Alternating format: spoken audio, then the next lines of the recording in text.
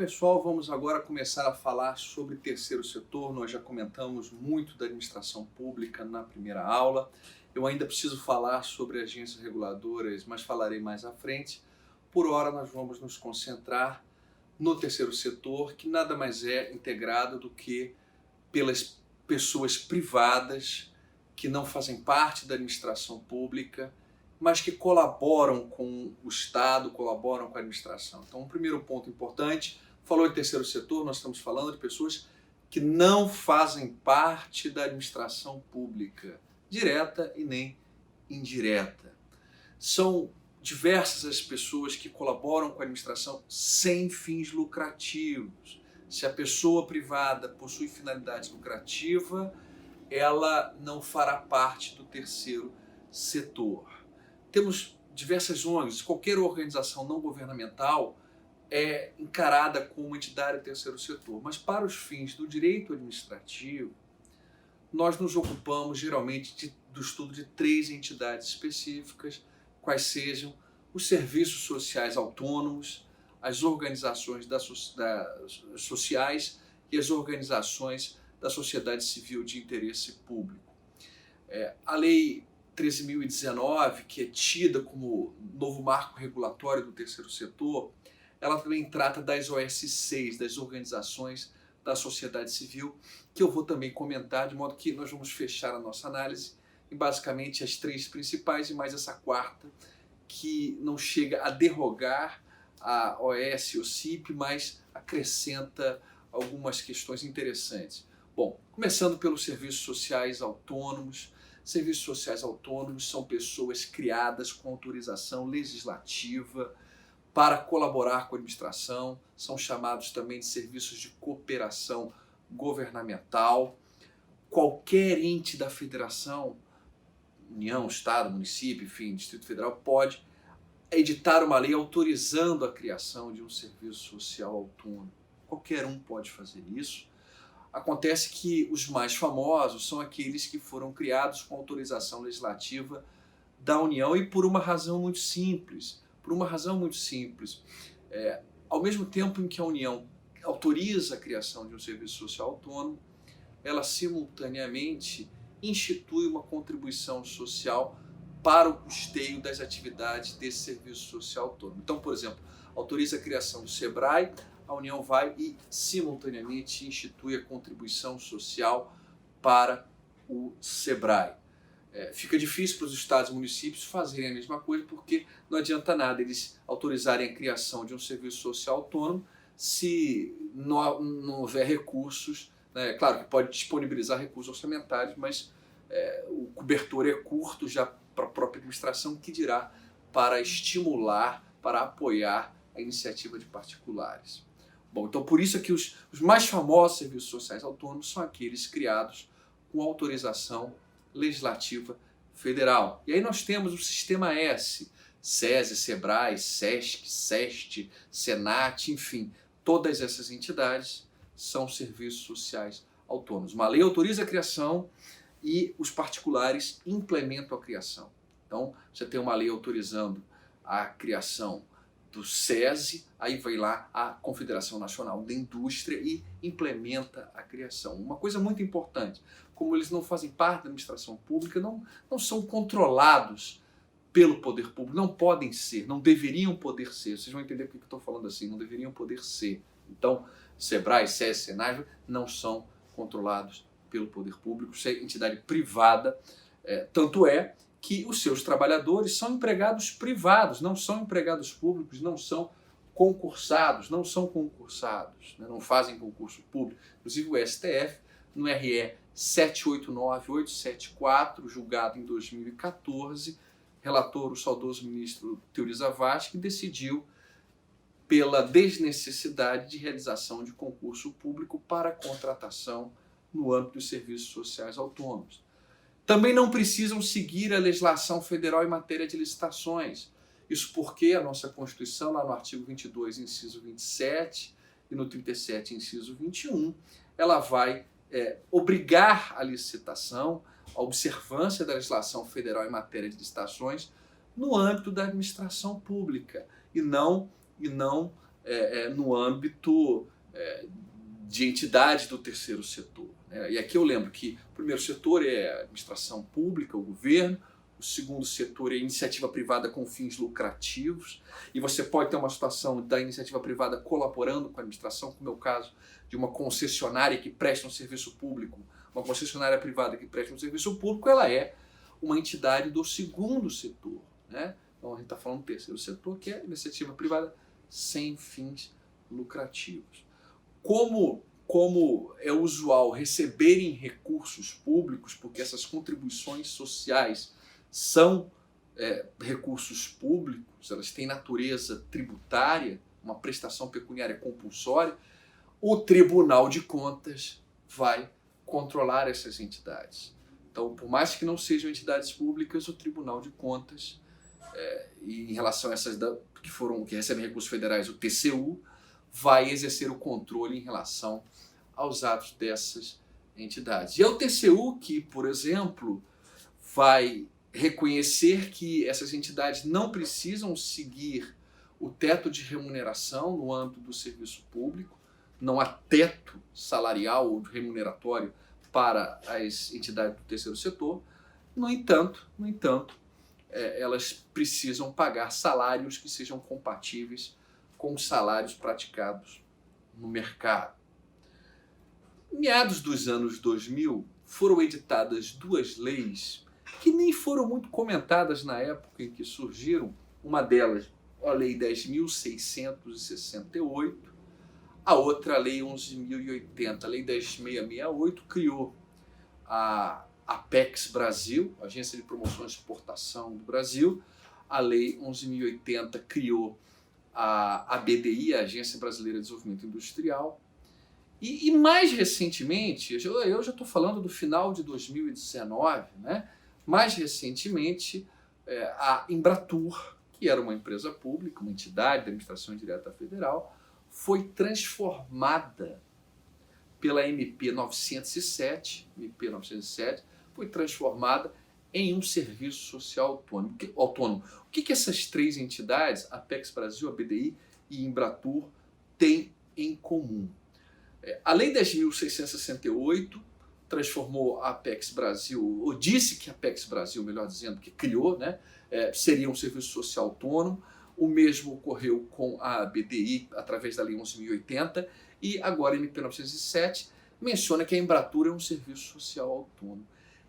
Isso é um erro, a meu ver, esse enquadramento, porque você não pode considerar serviço social autônomo uma pessoa jurídica que faz parte da estrutura da administração pública e cujos gestores são indicados, na sua grande maioria, enfim, o comando pelo governo. Quem comanda a Apex, quem comanda a BDI, quem comanda a Embratur é o governo federal. Então, fica estranho falar de serviço social autônomo atípico, coisa do gênero, porque, no fundo, essas entidades, essa crítica quem faz também é o Carvalhinho, José dos Santos Carvalho Filho, elas não seriam autênticos serviços sociais autônomos. Mas é importante, já que elas existem, saber que nós temos não só os serviços sociais autônomos típicos, SEBRAE, SES, SENAC, né? Como também esses atípicos, que são, na realidade, entidades da administração pública que foram chamadas aí de serviços sociais autônomos, claro que com o objetivo de afastar essas entidades das amarras da administração pública e até mesmo em relação ao teto de remuneração, porque a Apex Brasil não segue o teto de remuneração, mas, a meu ver, deveria seguir por se tratar de uma entidade controlada pela administração e que faz parte da administração pública, recebe recursos orçamentários, enfim, né? É complicado equiparar uma coisa que não é serviço social autônomo a serviço social autônomo. Um último aspecto, né, em relação aos serviços autônomos é com relação à competência para o julgamento das suas ações. Esse é um tema recorrente em prova de concurso por uma razão muito simples. O Supremo Tribunal Federal tem entendimento consolidado, inclusive súmula 517 do STF, no sentido de que, vou até pegar aqui a súmula no celular rapidamente para ler o texto da súmula, mas é basicamente isso, de que em relação ao SESI, a competência é da Justiça Comum estadual. Estadual e não federal. Claro, ela não é empresa pública federal, não é entidade autárquica federal, não é muito menos a União, está lá. Aliás, perdão, falei súmula 517, falei bobagem, súmula 516, a 517 é das sociedades de economia mista. Súmula 516 está lá, ó, de forma muito direta, a súmula 516, o serviço social da indústria está sujeito à jurisdição da justiça estadual. Nada há que justifique. Veja, olha que interessante, são controladas pelo TCU, que é um órgão independente federal, mas a competência não é da justiça federal, é da justiça comum estadual, porque essas pessoas, esses serviços sociais autônomos não integram o rol do 109, inciso 1 da Constituição. Bom, vamos avançando. Com relação às OS e OCIPs, eu normalmente falo delas duas em conjunto para depois apresentar as diferenças entre essas duas. Bom, ninguém nasce organização social, ninguém nasce organização da sociedade civil de interesse público. Nós estamos falando aqui de uma qualificação que se dá a determinadas pessoas. A pessoa privada que não tem fim lucrativo, ela requer essa qualificação ao Estado e o Estado pode, avaliando os requisitos legais, conceder ou não a qualificação. Mas por que alguém pretenderia se qualificar como OS ou como OCIP? Bom, há alguma vantagem. A vantagem principal é a facilitação no recebimento do incentivo. A OS ou OCIP vai mais facilmente receber recursos públicos, eventualmente até espaços públicos para utilizar, eventualmente agentes públicos para que ajudem nas suas atividades, do que outros particulares. Então há uma facilitação no incentivo.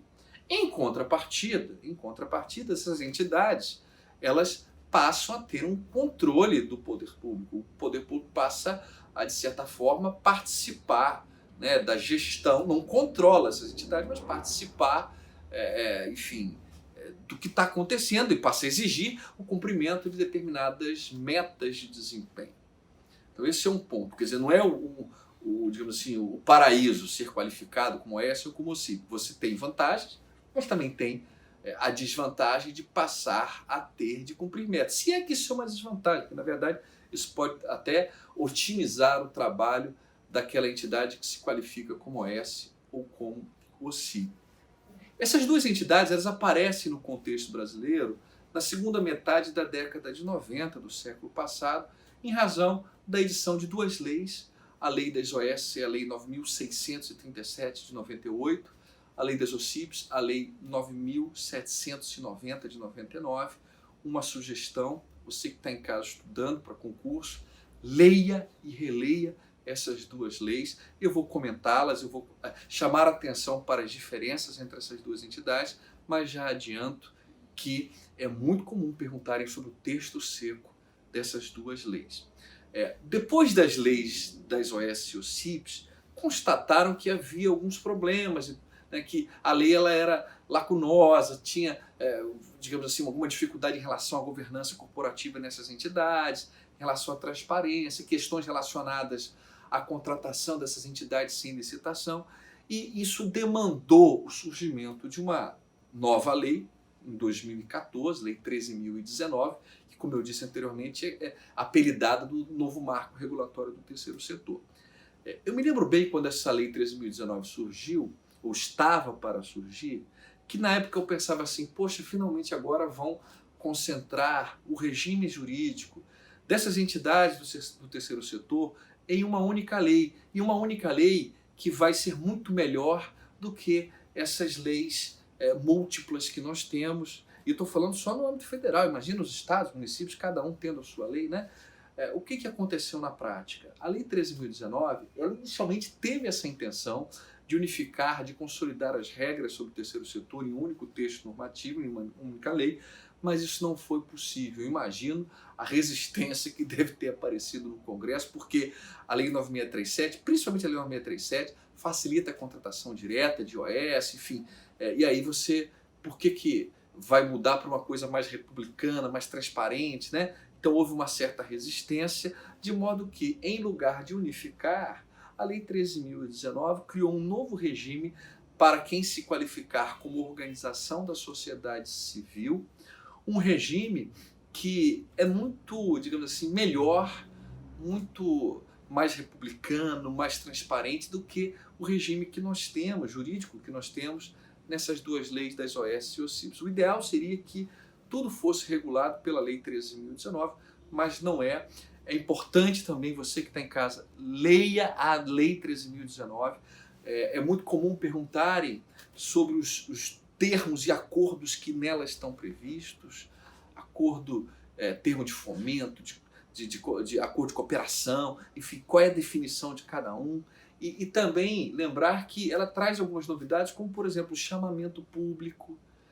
Uma competição, olha, o poder público quer contratar uma ONG.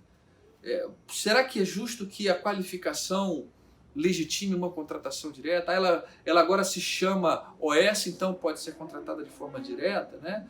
A gente vai ver que o Supremo aceitou, mas talvez fosse melhor estabelecer uma competição, e essa é a meta da Lei 13.019. Então, um conselho que eu também daria é a leitura dessa Lei 13.019. Mas vamos agora à parte que, a meu ver, mais interessa, que é que mais cai em prova sobre esse tema, terceiro setor, OS e OCIP, que são as diferenças entre OS e OCIPs, começando pela qualificação, pelo ato de qualificação. O ato de qualificação como OS é um ato discricionário. Vou até pegar aqui a lei, porque aí eu já vou citando em alguns artigos, né? Da Lei 9637, da Lei 9.790, enquanto que o ato de qualificação como OCIP é um ato vinculado. De modo que o particular que preencher os requisitos para se qualificar como OCIP, ele poderá fazer o requerimento da qualificação e terá o direito subjetivo de ser qualificado como OCIP. Já na OS, não, é um ato discricionário. Faz o requerimento e a administração avalia se há conveniência e oportunidade para a qualificação. Segunda diferença, a diferença que diz respeito à autoridade que qualifica a entidade como OS ou como OCIP. Isso é letra de lei. O ato de qualificação de um particular como OS é de atribuição do Ministério competente na área de atuação da OS. Então, se ela vai atuar na área de saúde, vai ser o Ministério da Saúde, Meio Ambiente, enfim, isso vai variar de acordo com a área de atuação daquela entidade do terceiro setor que pretende se qualificar. Já no caso das OCIPs, o ato de qualificação é de competência do Ministro da Justiça. Só uma única autoridade que vai qualificar um particular como OCIP é o Ministro da Justiça. Outra diferença, e essa cai muito em prova, diferença no que diz respeito ao instrumento celebrado entre a administração pública e o particular que se qualifica como OS ou como OCIP. No caso das OS, o documento vai receber um nome horroroso, um nome que não é adequado, horroroso porque não é adequado porque ele se justifica, porque ele serve, contrato de gestão. Na verdade, nem é um contrato, nem isso é um pacto que se aproxima de um acordo de cooperação, de um protocolo de intenções, alguma coisa que um consórcio, um convênio, muito melhor do que chamar de contrato de gestão. Mas esse é o nome que a lei deu para o ajuste a ser firmado entre a administração pública de um lado e o particular que se qualifica como organização social. O ajuste firmado por um particular com a administração pública, o particular que se qualifica como OCIP, a administração pública, recebe, por sua vez, o nome de termo de parceria. Nunca confundam isso, porque adoram na prova, né? A OS celebra um termo de parceria, não está errado, porque a OS celebra um contrato de gestão, enquanto que o OCIP firma um termo de parceria. Outra diferença que diz respeito à intensidade de participação do poder público na gestão da OS ou da OCIP. Vamos lá. de acordo com a Lei 9637 de 98, a participação do poder público no Conselho de Administração, na gestão da OAS, é compulsória. O poder público não vai controlar a OAS, mas ele tem uma participação compulsória. Já no caso das OCIPs, a Lei 9.790 prevê que essa participação é facultativa. O poder público até pode participar, mas isso não é obrigatório, né? É algo facultativo. Claro que você vai querer participar, mas pela lei não é obrigatória a sua participação. Outra diferença relativa à antecedência ou à duração de funcionamento previamente à qualificação. Isso é uma coisa, letra de lei também. A lei das OS não exige que o particular esteja em funcionamento há um determinado período de tempo. Ele pode criar a sua pessoa jurídica num dia e no dia seguinte, ou até no mesmo dia, já apresentar o requerimento de qualificação junto ao Ministério competente. No caso das OCIPs, o artigo 1º da Lei 9.790, e esse tema às vezes aparece porque isso foi alterado, não estava na redação original do artigo, vou até ler aqui o artigo, com a redação atual, exige no mínimo 3 anos de funcionamento. Então está lá. Podem qualificar-se como organizações da sociedade civil de interesse público as pessoas jurídicas de direito privado sem fins lucrativos que tenham sido constituídas e se encontrem em funcionamento regular há, no mínimo, 3 anos, desde que os respectivos objetivos sociais e normas estatutárias atentem para os requisitos instituídos por esta lei. Outra diferença, e essa é importantíssima, diferença quanto à obrigatoriedade de licitar para a contratação de uma OS ou de uma OCIP. Será que a administração pública precisa fazer uma licitação para escolher uma organização social, para escolher uma OCIP? Eu até já adiantei que para escolher uma organização da sociedade civil nos moldes do que a Lei 13.019 estipula, existe a necessidade de realização de um chamamento público. Mas como é que as leis das OS e OCIPs vão tratar deste tema? Bom, na verdade, quando a Lei 9637 surgiu, ela promoveu uma alteração também na Lei de Licitações, em especial no artigo 24 da Lei de Licitações, que é o que trata da dispensa de licitação. O inciso 24 do artigo 24 da Lei 8.666 prevê que é dispensável a licitação para a contratação de organizações sociais para execução de atividades contempladas no seu contrato de gestão. Então, pela lei, a administração pode contratar de forma direta uma organização social sem precisar fazer nenhuma licitação. Esse artigo foi até questionado no STF na ADI 1923, ADI 1923, e o Supremo reconheceu, a meu ver, infelizmente até, a constitucionalidade do dispositivo. Quando eu falo infelizmente, não é que eu acho que tem que licitar seguindo a Lei 8.666, não, mas eu acho que tem que ter alguma competição. Porque escolher assim aleatoriamente, fulano, pega aí a OS do fulano, quando você tem várias pessoas jurídicas que poderiam executar um projeto, né, ainda que sem finalidade lucrativa, é complicado. Porque a gente está vivenciando, outro dia eu peguei até uma ação na Justiça Federal, aí já como juiz, de uma pessoa jurídica que estava participando de uma licitação, era até na Fiocruz, se não me engano, enfim, mas não importa quem estava licitando, e ela não tinha finalidade lucrativa, uma manutenção de elevadores. Eu não vou entrar no mérito se isso é possível ou não, mas vejam o que está acontecendo hoje em dia. Por razões tributárias, muitas entidades já não estão mais adotando um modelo de sociedade empresarial.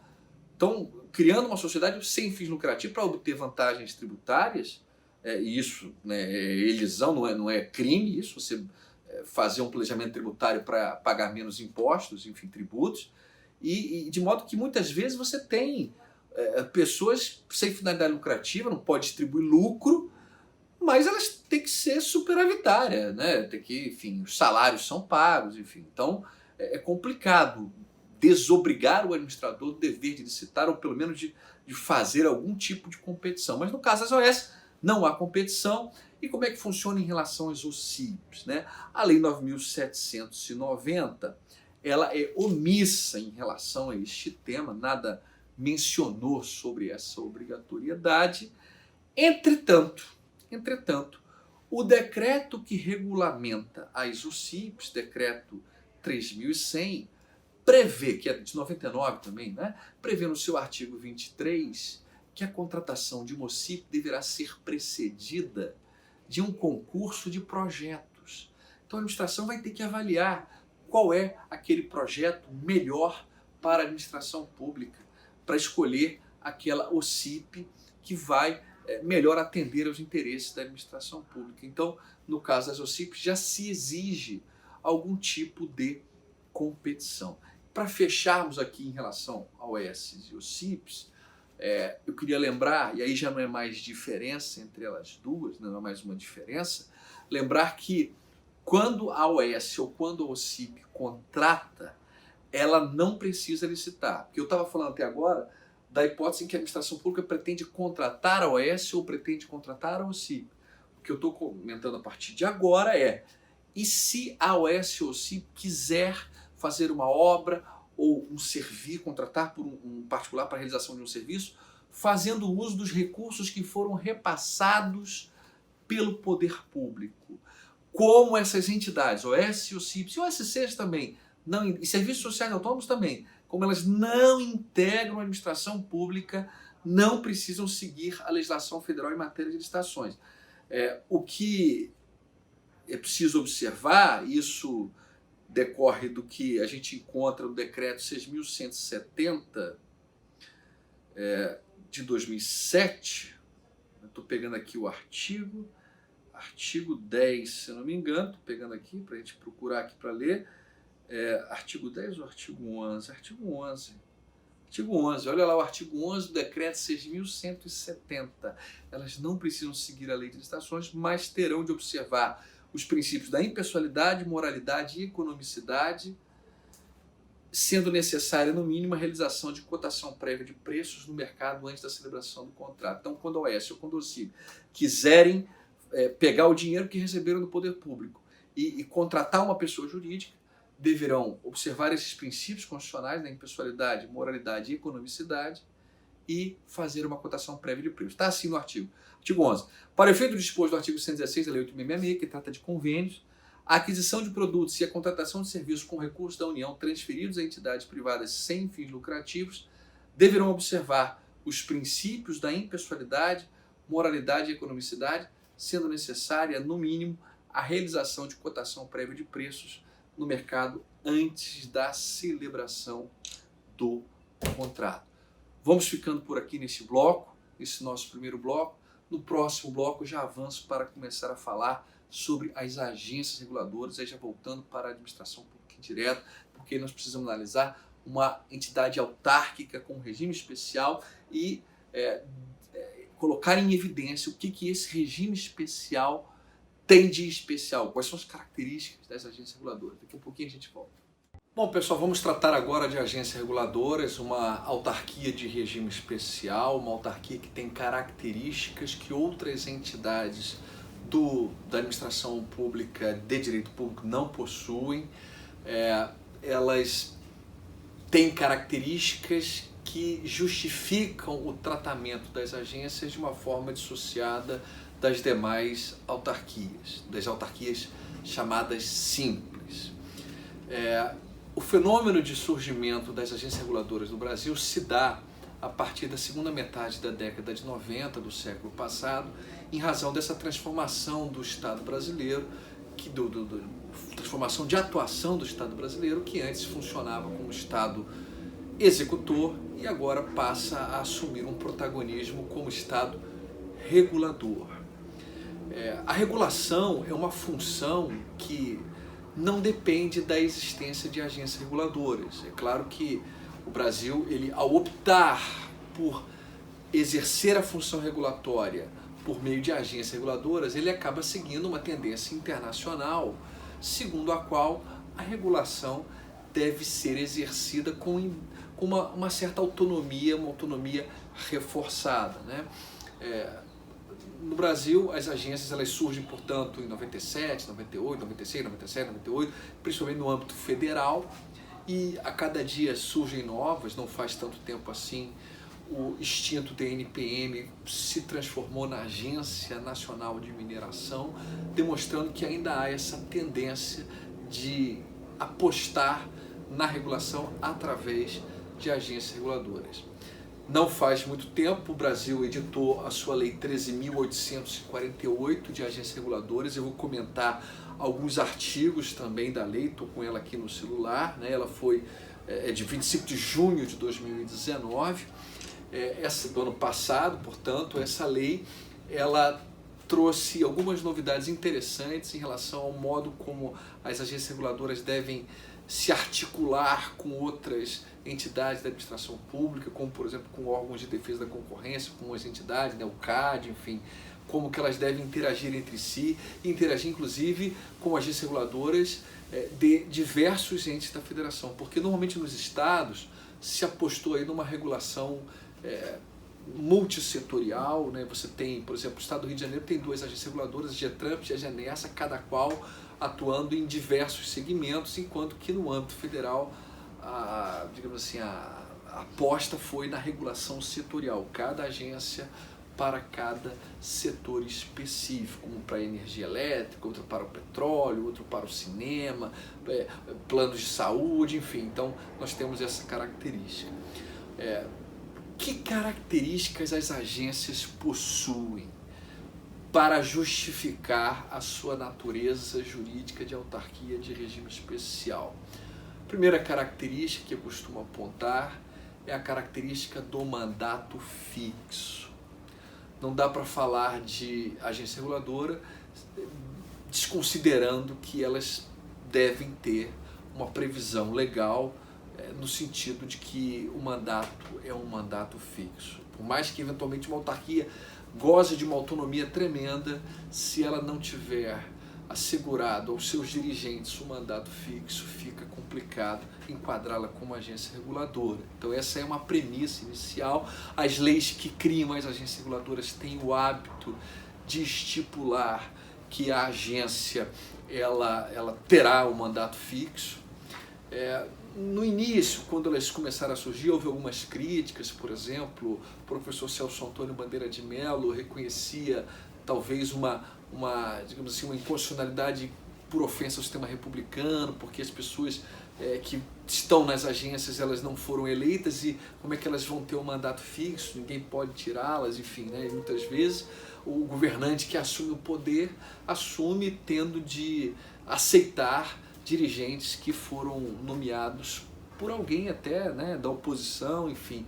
Essa tese não vingou, a tese que tem sido prestigiada, inclusive pelo STF, é a tese da validade do mandato fixo.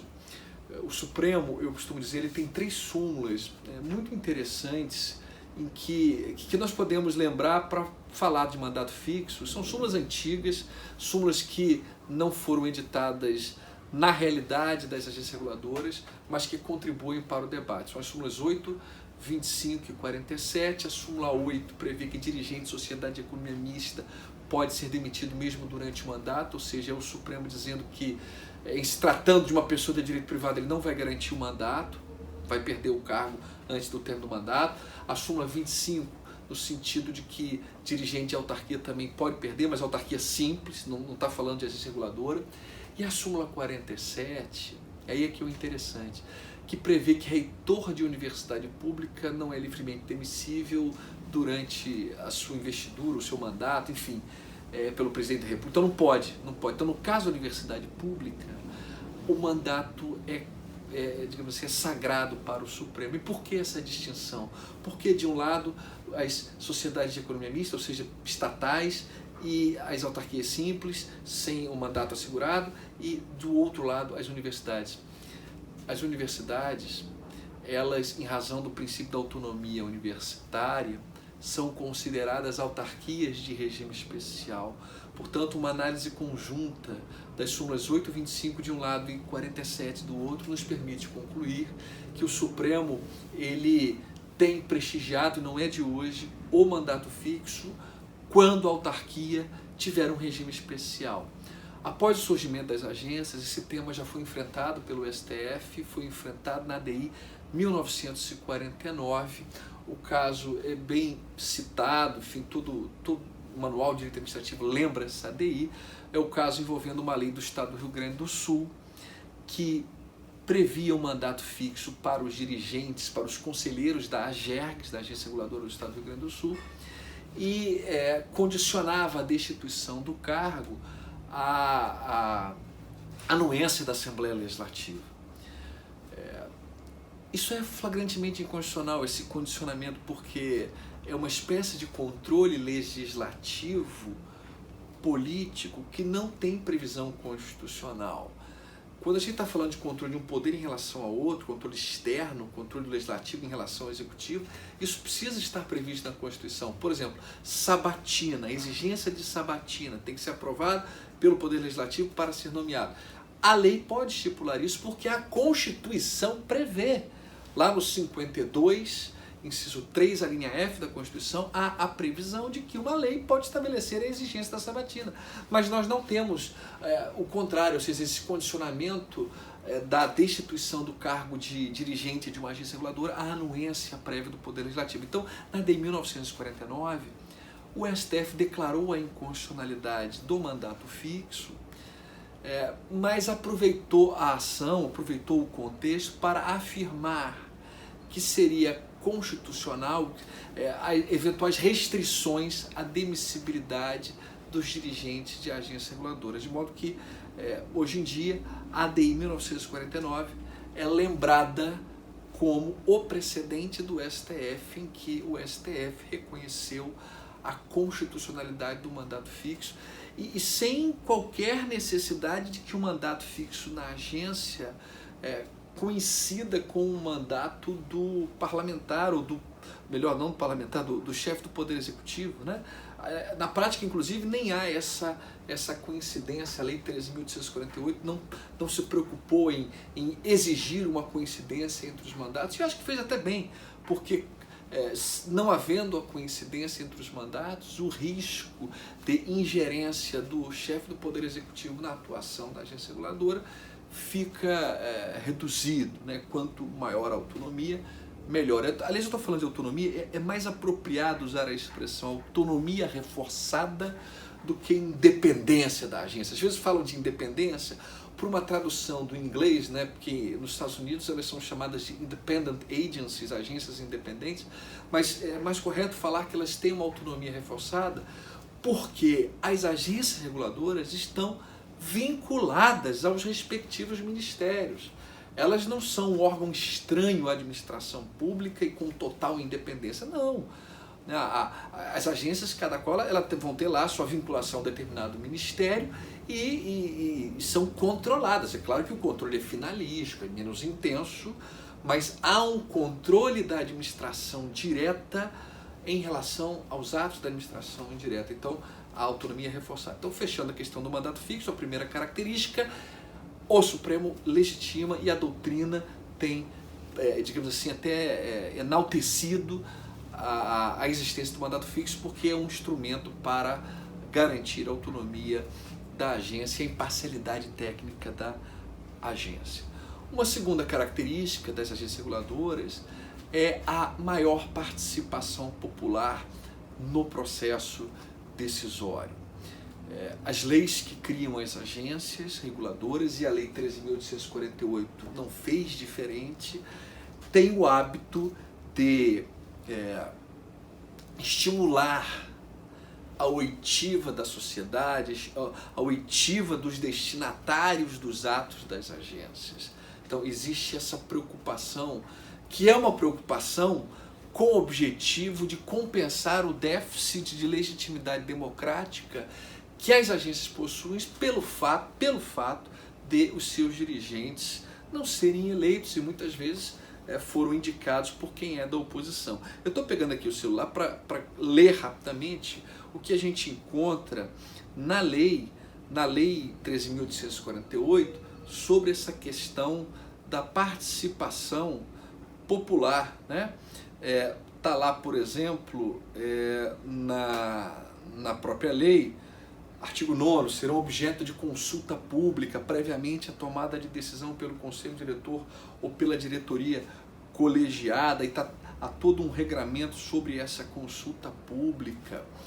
O próprio artigo 6º da Lei 13.848, quando trata do AIR, trata da AIR, né, na verdade, da análise de impacto regulatório, está estimulando que a agência ela decida considerando as consequências da sua normatização na sociedade. Para decidir dessa forma, é recomendável que ouça a própria sociedade. Então, há todo um discurso favorável ao estabelecimento de um modelo de administração pública dialógica, consensual, em relação às agências reguladoras, como forma de reduzir os problemas resultantes da eventual falta de legitimidade democrática dos dirigentes das agências reguladoras, porque foram escolhidos muitas vezes por chefes do executivo, da oposição, do governo anterior, enfim, né? Então essa é uma característica, a maior participação popular no processo decisório. Outra característica também diz respeito ao processo decisório nas agências, que as agências têm o hábito de decidir de forma horizontal e colegiada.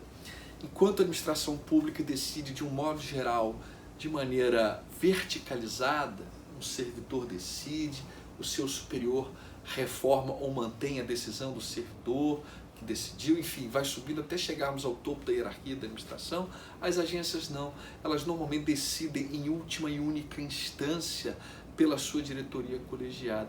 Isso não é coincidência, não foi à toa. A gente pega aqui a Lei 13.848, por exemplo, está lá, ó, artigo, só achar aqui o artigo, artigo 7º, o processo de decisão da agência reguladora referente à regulação terá caráter colegiado. Por que é assim?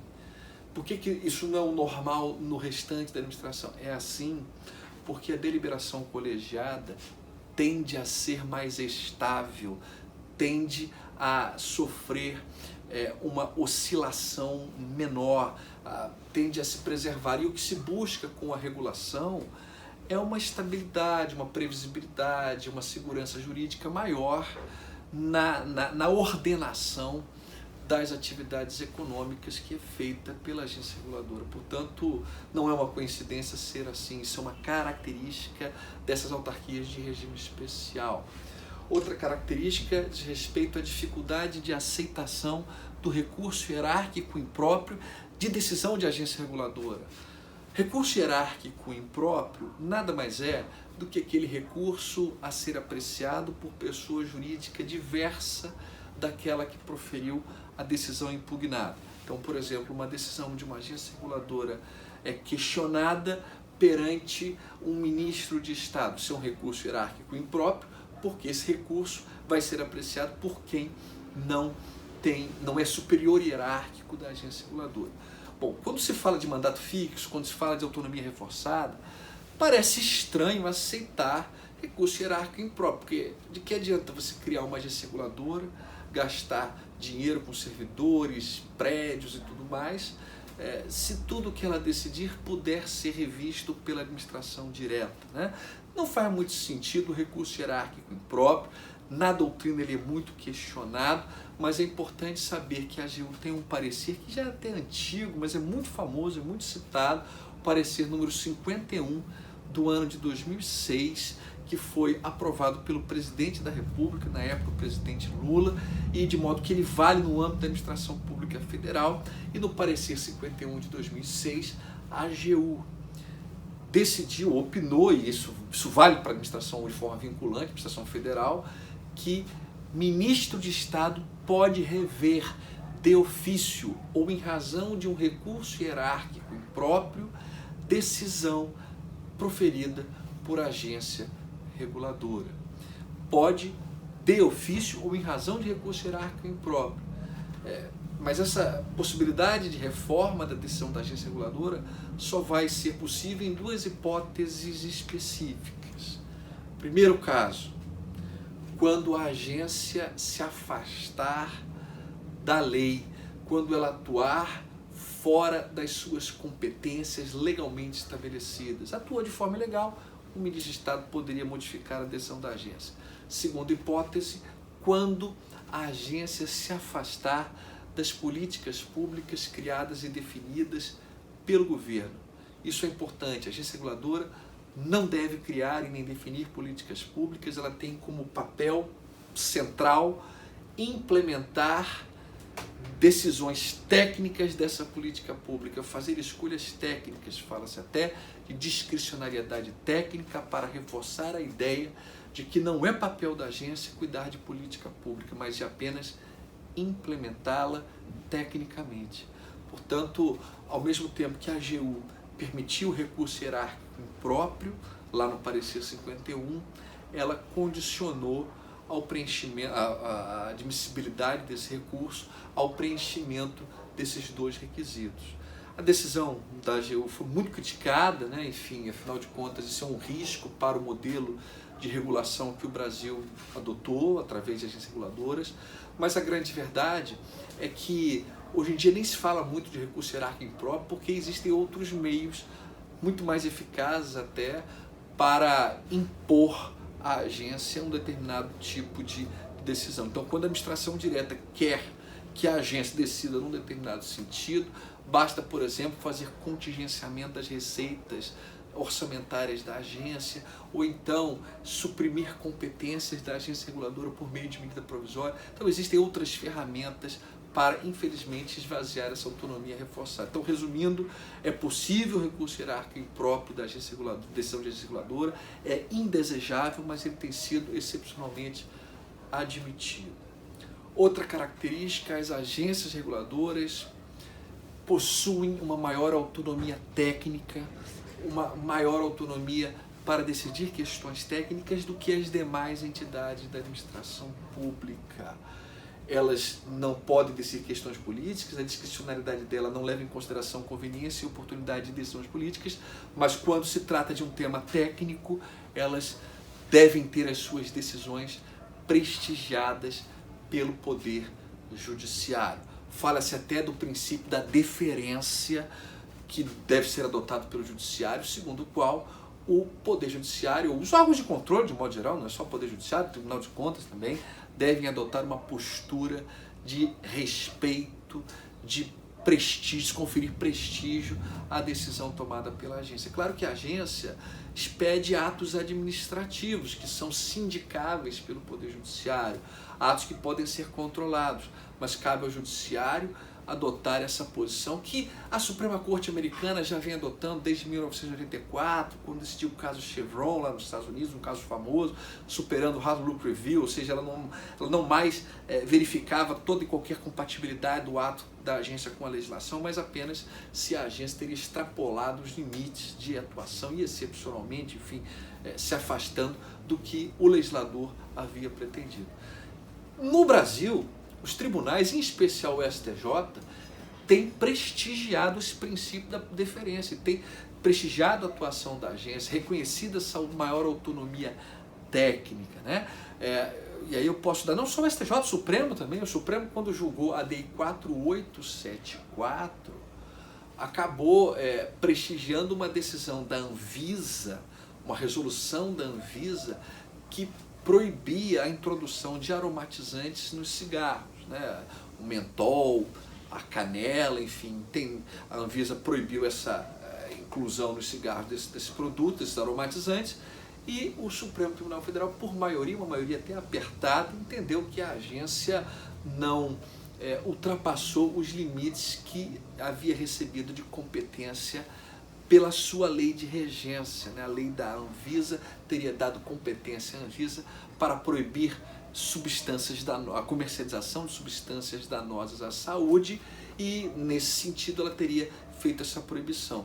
A grande verdade é que a resolução foi mantida, mas o quórum de votação não foi vinculante, ou seja, o que está acontecendo na prática, né? As indústrias do cigarro estão conseguindo liminares aqui e acolá para afastar essa resolução, já que na DI 4874 não se obteve a força vinculante pretendida para a resolução. Então está valendo, a resolução está valendo, o ato da agência está valendo, mas pode ser questionado, continua podendo ser questionado judicialmente. Mas é um bom exemplo de decisão do Supremo prestigiando a agência.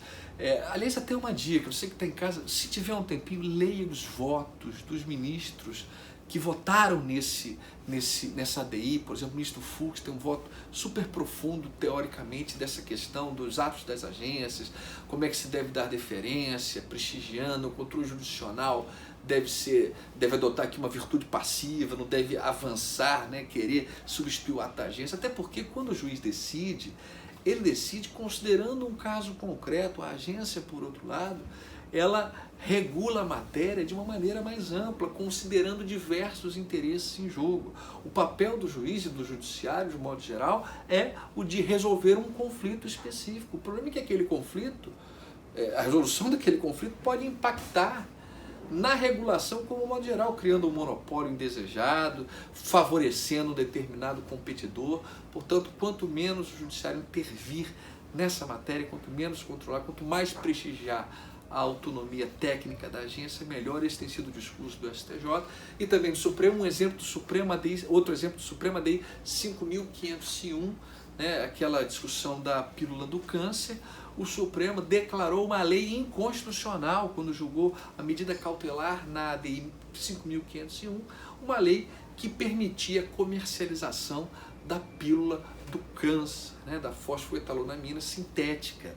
Vejam, prestigiou um ato administrativo em detrimento de uma lei. Diz que a lei é inconstitucional, não porque ofende o ato administrativo, mas porque ofende a competência da agência para regular, segundo a sua lei de regência, aquela matéria. Uma boa decisão para ilustrar como o judiciário tem prestigiado a função técnica da agência. Mesmo que o legislador queira, não terá como, porque no momento em que ele criou uma lei dizendo que aquela matéria técnica seria regulada pela agência reguladora, ele perde esse espaço de decisão para decidir questões técnicas. Então olha que interessante, uma lei declarada inconstitucional porque viola um ato de uma agência reguladora.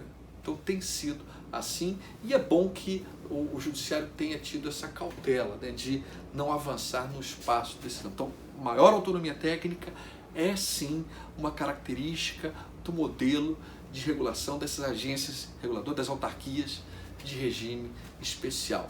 Vamos ficando por aqui nesse bloco. No próximo bloco eu avanço falando de outras características, ainda falta comentar algumas características das agências, principalmente do poder regulatório. Vou focar nessa, né? As agências têm essa capacidade, a função de desempenhar uma função regulatória que não se confunde com o poder regulamentar. Então é mais uma característica das agências reguladoras. Daqui a pouquinho a gente volta para tratar desse tema, continuar a tratar do tema agência reguladora. Bom, pessoal, vamos dando continuidade ao tema agências reguladoras. Ficou faltando comentar o poder regulatório, que é uma característica que as agências reguladoras também possuem. Poder regulatório ou função normativa das agências reguladoras é algo que não deve ser confundido com poder regulamentar. O poder regulamentar é um dos poderes administrativos de que dispõe o chefe do Poder Executivo para detalhar previsões legais genéricas. É disso que se trata. O poder regulamentar, que tem o seu fundamento no artigo 84, inciso 4 da Constituição, ele vai ter como propósito permitir que o chefe do Poder Executivo detalhe previsões legais genéricas, sem poder inovar o ordenamento jurídico. Há uma discussão sobre se é só o chefe do Poder Executivo que poderá exercer o poder regulamentar, enfim. Mas o fato é que quem exerce o poder regulamentar vai atuar dentro de uma avaliação política, coisa que a agência reguladora não faz. Então a regulação é uma palavra que não vai ter essa preocupação de detalhar previsões legais genéricas de forma política ou considerando aspectos políticos, aspectos de política pública. Regulação é uma palavra que uns dizem ter origem na biologia, outros na medicina, mas o fato é que não é uma expressão de origem jurídica, como poder regulamentar. Enquanto o fundamento constitucional do poder regulamentar é o artigo 84, o fundamento constitucional do poder regulador ou regulatório é o artigo 174 da Constituição, que estipula que o Estado vai atuar como regulador das atividades econômicas, dos serviços públicos, e vejam que esse 174 ele generaliza a possibilidade de regulação em relação a toda e qualquer atividade econômica ou serviço público. Acho que aquela ideia, né, que alguns autores defendiam de que não, a regulação só pode atingir, né, a agência reguladora só pode ser criada para telecomunicações e petróleo, porque são artigos que mencionam expressamente a regulação para este propósito, o artigo 21, por exemplo, da Constituição. Isso é uma tese que ficou superada, porque as agências foram criadas para regular as mais diversas atividades, e isso com fundamento no artigo 174. Portanto, regular não se limita a detalhar previsões legais genéricas. Aliás, regulação é uma competência que sequer é privativa do chefe do Poder Executivo. A agência reguladora não é o chefe do Poder Executivo.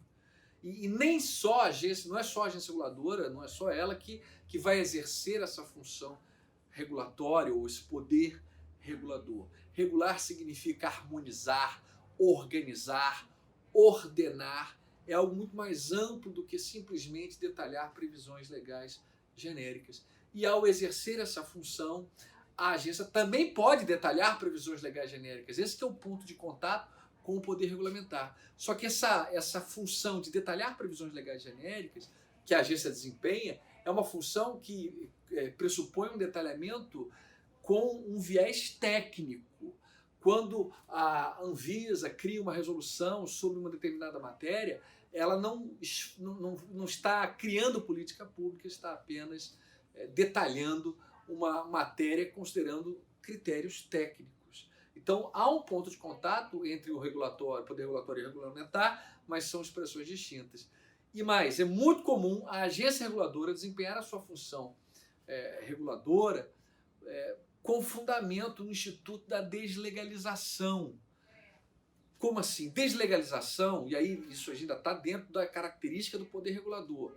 Como é que se relaciona a deslegalização com o poder regulador? A regulação é comumente realizada, desempenhada através da deslegalização, porque a deslegalização nada mais é do que o rebaixamento no tratamento hierárquico de uma matéria. Uma matéria que antes era disciplinada por lei passa a ser regulada por ato infralegal. Como diz Diogo de Figueiredo, ela sai do domínio de la loi, do domínio das leis, a matéria sai do domínio das leis e passa para o domínio do l'ordonnance, do domínio infralegal. Então, por exemplo, você pode ter uma lei que estipule a data de recolhimento de um tributo, e aí veio uma lei posterior, isso aliás até um caso concreto que o Supremo entendeu como constitucional, veio uma lei posterior modificando essa questão e dizendo que o prazo para recolhimento de um tributo, que não está sujeito ao princípio da legalidade estrita, ele vai ser regulado por portaria do ministro da Fazenda. Na época era ministro da Fazenda, hoje em dia seria ministro da Economia. Vem o ministro e edita um prazo para o recolhimento do tributo que é distinto daquele prazo previsto em lei. Não há problema algum, houve um rebaixamento do tratamento hierárquico da matéria, o que está valendo é essa portaria e não a lei antiga que foi superada por esse bloco normativo, lei mais portaria, que altera o prazo de recolhimento de um tributo. Isso para a agência reguladora, essa compreensão de deslegalização é algo fundamental. O Supremo Tribunal Federal tem chancelado a possibilidade de deslegalização. Num dos casos foi esse exatamente que eu dei agora, de um exemplo de você ter uma deslegalização com mudança de prazo de recolhimento de tributo por meio de portaria. E o outro caso, também famoso, foi o do salário mínimo, a fixação do salário mínimo, porque a Constituição brasileira prevê que o salário mínimo deve ser fixado nos termos de lei. Aí vem uma lei e diz assim, olha, o salário mínimo vai ser fixado anualmente por meio de decreto presidencial que vai estabelecer os seguintes parâmetros. E aí houve um questionamento do Supremo, peraí, mas um decreto pode tratar do salário mínimo, já que a Constituição mencionou que ele seria fixado nos termos de lei? E aí a conclusão a que o Supremo chegou foi que isso é uma hipótese de deslegalização, é possível, desde que a lei que deslegaliza estabeleça parâmetros mínimos para o administrador atuar. Então, se for uma deslegalização completamente vaga, como se fosse um cheque em branco em favor do administrador, em favor do chefe do executivo, isso seria inconstitucional, porque o Poder Legislativo não pode renunciar à sua competência de editar leis, enfim, os representantes do povo precisam fazer isso. Agora, nada impede que, estabelecendo parâmetros, transfiram competências para o Poder Executivo. Isso é muito importante para a agência reguladora, porque elas atuam dessa forma. A regulação é exercida com frequência, com fundamento na deslegalização, e essa atuação não viola o princípio da legalidade, porque a agência reguladora atua com fundamento na sua lei de regência, que lhe dá poderes, que lhe dá competências para atuar.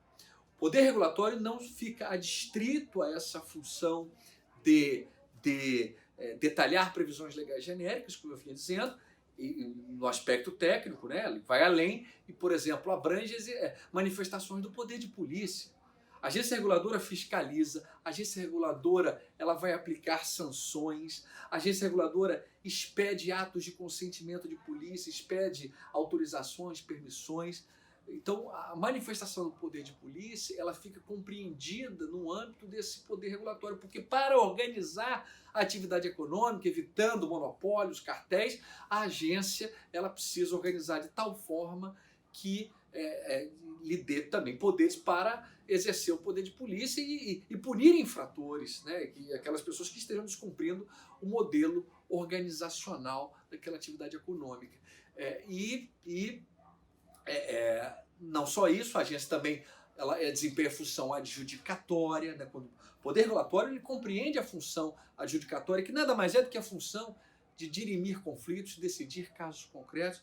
Portanto, de forma resumida, regulação não se confunde com regulamentação, é algo mais amplo. O ponto de contato é também a possibilidade de detalhar previsões legais genéricas, mas isso vai muito além, porque o objetivo da regulação é o objetivo de organizar o modo como uma atividade econômica será desenvolvida. Por isso que é muito importante o estudo da regulação, porque ela impacta o desenvolvimento econômico e social de um país. Um país que não aposte, por exemplo, em sandbox regulatório. O que é sandbox regulatório? Uma expressão inglesa pomposa para, na verdade, dizer o seguinte: sandbox é aquela caixinha que o gato fica brincando para fazer experiências e tal. Você tem que estimular o quê? Estimular que os particulares eles experimentem, e o Estado não pode ceifar esses experimentos criando regras para organizar a atividade econômica que, no fundo, só objetivam preservar o status quo, impedindo as inovações tecnológicas. E a Lei da Liberdade Econômica, Lei 13.874, está muito alinhada com esse modelo, que também é estimulado pela Lei das Agências Reguladoras, Lei 13.848, quando a Lei das Agências fala no artigo 6º de análise do impacto regulatório, enfim, há toda uma preocupação de que os interesses da sociedade, do Estado, dos empresários, dos consumidores, todos esses interesses sejam sopesados para que haja uma efetiva regulação e não apenas uma burocrática intervenção do Estado no domínio econômico. Então, a aposta nas agências reguladoras é uma aposta totalmente alinhada com o modelo de Estado gerencial, com o Estado que busca resultados, que busca o aprimoramento da qualidade dos serviços que o próprio Estado presta e busca também incentivar a iniciativa privada a se desenvolver. São essas considerações que eu queria fazer sobre agências reguladoras. Não quero aqui me aprofundar além do que nós comentamos. Para você que está em casa, está estudando para concurso, leia e releia a Lei 13.848, porque há muita coisa interessante no texto da lei, como eu destaquei, né? A previsão de deliberação por diretoria colegiada, análise de impacto regulatório, a interação necessária que deve haver entre a agência reguladora e os órgãos de concorrência, em vez de ficarem disputando quem tem competência, deve haver um esforço de articulação para que haja essa colaboração, para verificar se há ou não, eventualmente, um abuso do poder econômico. Enfim, esse é o espaço que eu acho que vale a pena investir de estudo em relação às agências reguladoras. Uma coisa que eu não comentei, a Lei 9986, Lei 9.986 de 2000, também trata de agências reguladoras. Ela é mais antiga, não foi revogada pela 13.848, portanto é importante também dar uma lida nessas duas leis, nesses dois pilares de sustentação do regime das agências reguladoras no nosso país. Dito isso, nós avançamos agora para um outro tópico do nosso conteúdo programático, que é o tópico dos princípios. Eu normalmente falo de princípios no início do curso, ainda estamos na nossa segunda aula, portanto, é importante nesse momento inicial do curso analisar alguns princípios e, eventualmente, até, digamos assim, desconstruir alguns dogmas que são frequentemente lembrados em manuais de direito administrativo, interpretações muitas vezes ultrapassadas de alguns princípios clássicos, né? Estudar princípio não é uma coisa simples, porque há muita abstração. Às vezes você pega um livro que fica desenvolvendo com muita profundidade um princípio, mas para quem está estudando para concurso, essa não é a melhor forma de estudar o tema. Eu sempre que comento essa matéria, eu procuro listar aqueles que, a meu ver, são não só os mais famosos, mas os mais importantes princípios para o direito administrativo, e passo aqui analisando cada um dos princípios e vendo o que é importante para fins de prova em relação a cada um deles. Vamos lá aqui para o princípio da legalidade, né? Separei aqui 14 princípios, voltando aqui para a tela, vou voltar para a primeira tela. Temos 14 princípios: legalidade, impessoalidade, moralidade, publicidade e eficiência. Esses 5 são aqueles do artigo 37 da Constituição, os princípios basilares da administração. Depois vamos analisar se realmente existe um princípio da supremacia do interesse público. Enfim, vamos analisando cada um na sua ordem. Primeiro princípio, o princípio da legalidade. Vamos lá. Princípio da legalidade. Aqui nós temos a ideia, que isso é recorrente em tudo que é manual de direito administrativo, que o administrador público só pode atuar em conformidade com a lei. A autonomia da vontade é delimitada pela lei. O particular pode fazer tudo o que a lei não proíbe. O administrador só pode fazer o que a lei autoriza. Isso decorre da previsão do artigo 5º, inciso 2 da Constituição. Lembra que o 5º, inciso 2 é o que prevê que ninguém será obrigado a fazer ou deixar de fazer, senão em virtude de lei. Assim é em virtude de lei, então tem que ter observância da legalidade, e o administrador não pode atuar contra a legem ou preter-legem de acordo com o princípio da legalidade. Mas vamos aqui a um detalhe. Vejam, isso é, enfim, muito conhecido e tal, e enquanto o particular, por força da autonomia da vontade, ele pode fazer tudo desde que a lei não proíba, o administrador, por sua vez, só pode realizar aquilo que a lei o determinar, né? Então ele deve atuar conforme a lei. O problema é que essa ideia de que o administrador deve uma obediência cega à lei gera problemas no direito e na realidade contemporânea.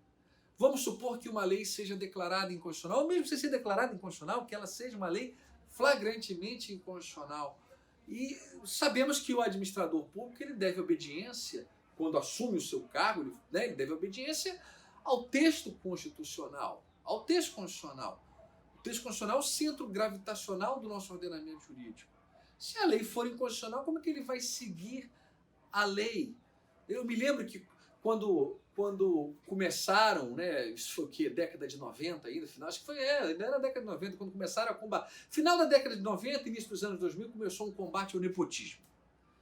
Aí, no âmbito federal, criaram uma lei para proibir nepotismo no judiciário, aí depois veio a resolução número 7 do CNJ, proibindo para todos os estados.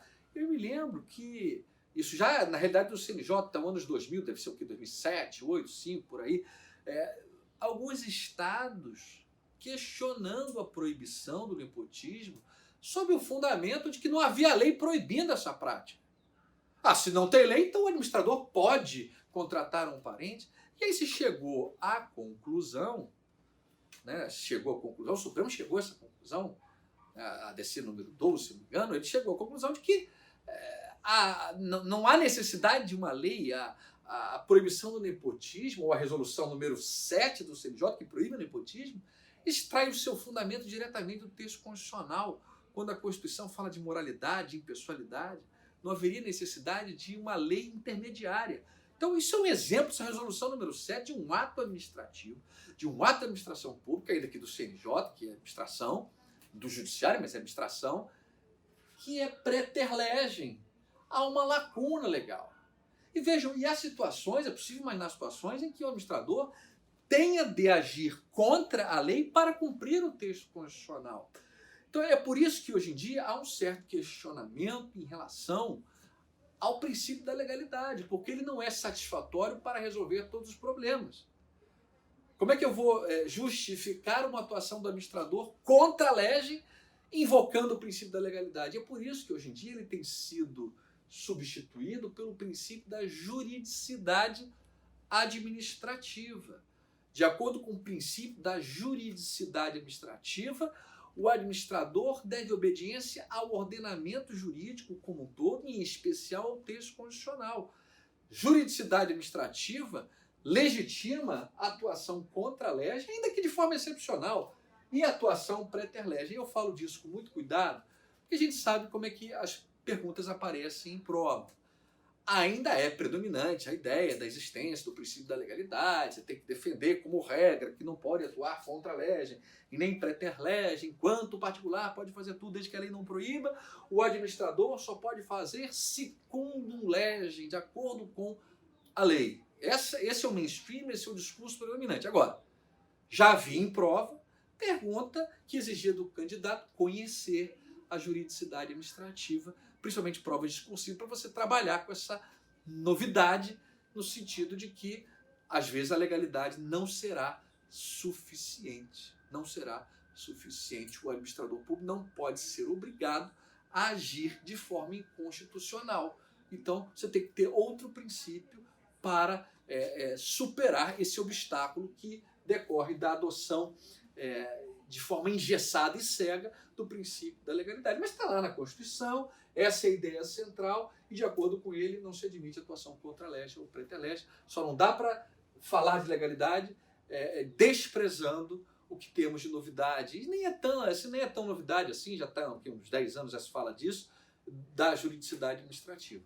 Vamos ao próximo princípio, seguindo o 37, inciso 2, princípio da impessoalidade, que é importante lembrar dois aspectos desse princípio. Eu coloquei aqui duas facetas. Em primeiro lugar, o administrador não pode se promover com os seus atos, artigo 37, parágrafo 1º da Constituição.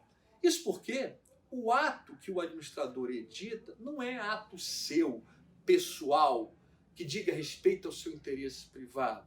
Em razão da teoria do órgão, esse ato do órgão, ele está apenas apresentando a administração, de modo que não pode usar a sua competência para se autopromover, né? Enfim, editando atos que remetam à sua pessoa, coloca lá uma frase da sua campanha em todos os decretos que edita. Isso é inconstitucional, isso viola o princípio da impessoalidade, isso caracteriza até mesmo improbidade administrativa. Então essa é uma das facetas do princípio da impessoalidade. Você não pode se autopromover. O administrador também não pode favorecer ou perseguir determinadas pessoas, deve sempre agir em favor do interesse público. Então, de um lado, não pode se autopromover, por outro lado, também não pode perseguir ou beneficiar quem quer que seja, porque isso violaria o princípio da impessoalidade, também previsto no 37 caput da nossa Constituição. Vamos ao terceiro princípio agora da moralidade. De acordo com o princípio da moralidade, existe uma necessidade de a conduta do administrador estar pautada por parâmetros éticos. O ato estatal não deve somente observar a lei, mas também deve ser moralmente legítimo, socialmente aceitável. Aí o prefeito de uma cidade diz que, olha, eu posso comprar carro oficial, a lei me autoriza, está lá uma lei municipal dizendo que o prefeito tem um carro de representação. Não diz qual é o modelo do carro, eu vou comprar o carro que eu quiser? Não pode. Vai comprar o quê? Um Rolls Royce, um carro caríssimo, que aquele município não conseguiria, né, manter e adquirir aquele carro por conta do seu orçamento, enfim. Não está prevista na lei a proibição expressamente, mas é algo imoral. Aqui nós temos, assim, talvez na prática, uma dificuldade, não no caso do Rolls Royce, porque isso aí é um caso até de livro e tal, mas assim, no dia a dia da administração pública, nem sempre é fácil identificar a imoralidade. Às vezes sim, às vezes uma coisa escancarada, enfim, está vinculada às vezes à impessoalidade. E aliás, até eu costumo dizer que o princípio da moralidade ele é muitas vezes um argumento de reforço à ofensa de outro princípio. No caso do carro, não, porque aí você tem a observância da legalidade, mas não da moralidade. Mas, por exemplo, muitas vezes você tem uma situação de um ato que prejudica um terceiro. intencionalmente. O prefeito está querendo prejudicar uma pessoa jurídica, enfim. Isso viola o princípio da impessoalidade, mas também pode violar o princípio da moralidade. Então, muitas vezes, moralidade, ou o princípio da moralidade, anda junto, caminha junto com outro princípio. Então, nem tudo que é válido do ponto de vista da legalidade é moralmente aceitável, e o princípio da moralidade é fundamental em termos de improbidade, administrativa. Né? A lei de improbidade administrativa, a lei 8429, ela trabalha com a ideia de probidade do administrador, de moralidade, para punir aqueles que praticam condutas desonestas. Então, não podemos olhar apenas para a lei, devemos avançar e também trabalhar com essa preocupação na moralidade. Interessante porque quando se fala da moralidade, isso impacta o modo como o Poder Judiciário vai controlar a administração. O Judiciário, hoje em dia, não controla só a legalidade, controla também a moralidade. E há até, digamos assim, uma maior dificuldade, maior complexidade desse controle. Né? Não basta analisar se o ato editado foi editado de forma compatível com a lei. É preciso avançar e avaliar se, além de ser compatível com a lei, o ato também é compatível com o ordenamento jurídico como um todo e, em especial, com a moralidade. Eu, particularmente, tenho sustentado que esse controle da moralidade, assim como o controle de eficiência e o controle da proporcionalidade, não significa um exemplo de controle de mérito administrativo. Continuo achando que isso é controle de legitimidade, é um controle de legalidade mais amplo, porque não é de mérito, porque quando você controla o mérito, você controla um espaço que o administrador possui para decidir determinadas matérias. E isso o juiz não faz quando reconhece uma imoralidade. Pegando o exemplo do Rolls Royce, quando o juiz invalida a aquisição de um Rolls Royce como carro oficial, o juiz está dizendo, você não pode, prefeito, comprar esse carro porque isso não está no seu espaço de decisão em matéria de conveniência e oportunidade. Então é algo que, quando ele ultrapassa o espaço de conveniência e oportunidade, ele atua, aí o juiz vai expurgar esse ato além do que seria possível. Portanto, não vejo como controle de mérito, mas é importante, eu estou falando isso porque é importante lembrar que em prova, muitas vezes, querem que você, como candidato, reconheça que hoje em dia o Poder Judiciário está controlando o mérito dos atos administrativos. Numa leitura mais moderna, de vanguarda, o Judiciário controla o mérito quando controla moralidade, proporcionalidade e eficiência. A grande verdade é que o Judiciário controla a moralidade dos atos administrativos, isso é incontroverso, e a discussão é saber se isso é mérito ou não. Né? Ainda acho que não seja mérito, mas é importante ter essa visão de que, às vezes, na prova você vai ter que considerar que é mérito, que estão querendo que você considere aquilo como mérito administrativo. Vamos lá, vamos avançando. Princípio agora da publicidade. Né? Os atos devem ser públicos e transparentes. Eu coloquei aqui as duas exceções constitucionais, artigo 5º, inciso 33 da Constituição e artigo 5º, inciso 60, para lembrar que, por mais que seja desejável a publicidade dos atos da administração pública, por mais que a Lei 12.527, Lei de Acesso à Informação, seja fundamental em uma república, em um Estado de Direito, a sociedade tem o direito de saber sobre o caráter das decisões, as razões das decisões, ela tem que ter esse conhecimento. A tecnologia está contribuindo bastante para se ter esse conhecimento, mas há informações que devem ser mantidas em sigilo. E esse sigilo, segurança da sociedade, do Estado, a vida privada, a vida íntima. Eu não tenho, como cidadão, o direito de saber, por exemplo, sobre qual foi o resultado de um exame médico de um servidor público.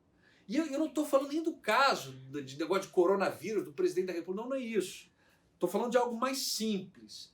Um servidor público que tenha tido algum problema, sei lá, um câncer, eu não tenho o direito de saber isso. A coisa ganha em complexidade quando você olha o presidente da República. É o presidente, aí já tem uma informação, aquilo já impacta a sociedade de outra forma.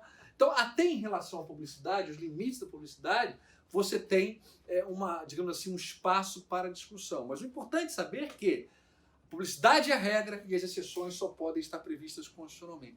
Vamos ficando por aqui. No próximo bloco a gente continua analisando os demais princípios relevantes para a administração pública.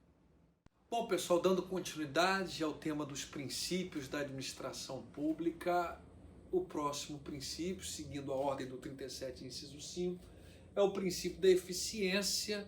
Coloquei aqui no slide que a eficiência é uma exigência do Estado gerencial. De acordo com esse princípio, o administrador deve atuar com eficiência e aproveitar ao máximo os recursos disponíveis, deve agir de modo rápido, preciso, com o menor gasto possível, aí tem relação com a economicidade, e não pode desconsiderar o princípio da legalidade. Esse é um tema muito interessante, como o princípio da legalidade se relaciona com a eficiência. Muitas vezes a solução legal não é a mais eficiente, aí você tem um natural conflito entre esses dois princípios, e eventualmente até o princípio da eficiência pode até superar o da legalidade, se a lei apresentar uma solução que não é a mais eficiente para um determinado caso concreto. Mas o que é importante destacar é que eficiência não é uma panaceia, não é uma coisa vazia, você não pode invocar como se fosse um remédio para solucionar todos os males, desprezando o princípio da legalidade. Porque se for assim, você vai ter muita insegurança jurídica, você não vai ter, né? As regras, elas existem, o direito ele é composto por regras e não só por princípios, de modo que a superação de uma regra, ainda que ineficiente, ela demanda uma carga de fundamentação, de motivação muito forte, né? Um ônus de argumentação muito forte, de modo que não dá para desprezar o princípio da legalidade. Um outro aspecto importante é que o princípio da eficiência ele ganha muita força com essa transformação do Estado brasileiro, pelo menos no plano formal, no plano jurídico, em um Estado gerencial. O Estado gerencial se preocupa com o resultado, e não dá para falar de resultado, preocupação, né, com o resultado sem falar de eficiência. Hoje em dia está na moda falar de consequencialismo, pragmatismo jurídico, princípio da realidade, né? A LINDB, ela trata de todos esses temas, também fala da realidade, né? O administrador ele tem limites. Muitas vezes, aquela solução que seria a mais eficiente, ela não é possível diante da realidade do administrador público. Portanto, os órgãos de controle eles devem atentar para todo esse contexto em que o administrador público decide. E eu falei dos órgãos de controle não foi à toa, porque hoje em dia é pacífico que o judiciário, o Tribunal de Contas, enfim, também controlam a eficiência da administração. O problema é saber o limite que separa o controle da eficiência em relação a uma ofensa à separação dos poderes. Porque, por exemplo, eu costumo dar o exemplo até da impressora, né? Que faz parte da nossa realidade, assim, em casa. Né? Você vai comprar uma impressora, você fica na dúvida entre comprar uma impressora laser ou comprar uma impressora jato de tinta. Cada uma delas tem vantagens e desvantagens. Uma, ela imprime de forma mais rápida e tal, a laser, né? Mas a troca do cartucho isso é mais caro e tal. Enfim, dá para escolher uma dentre as duas sem, enfim, é opção pessoal. Mas você não vai escolher uma impressora matricial porque ela é ultrapassada, ineficiente e tudo mais. Se o prefeito de uma cidade, vamos trazer para a realidade publicista, digamos assim, né?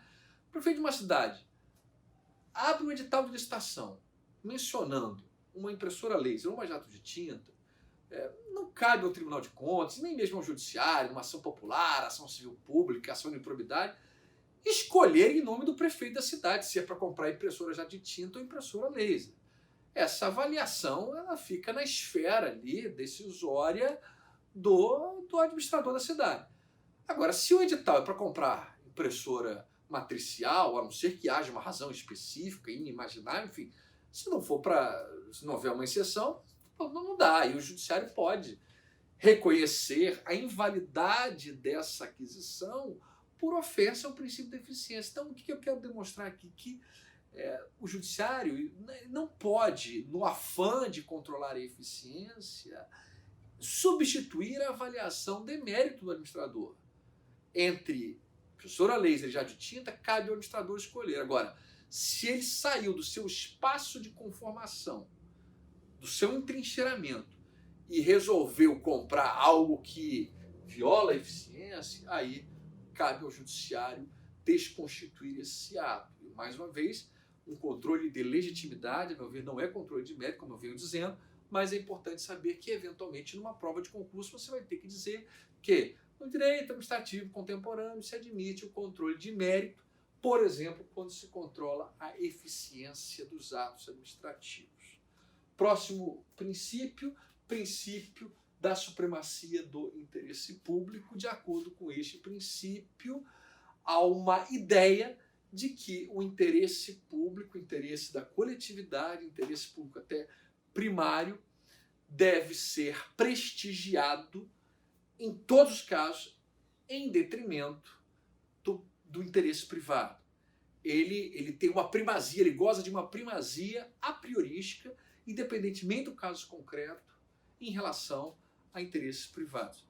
É isso que justifica, por exemplo, a desapropriação, intervenção do Estado na propriedade, de modo geral, a requisição administrativa em tempos de Covid-19, né? Justificaria o Estado requisitando em prol da coletividade e tudo mais. Não está previsto em artigo específico da Constituição da República. Não há um artigo na Constituição brasileira que mencione esse princípio da supremacia do interesse público.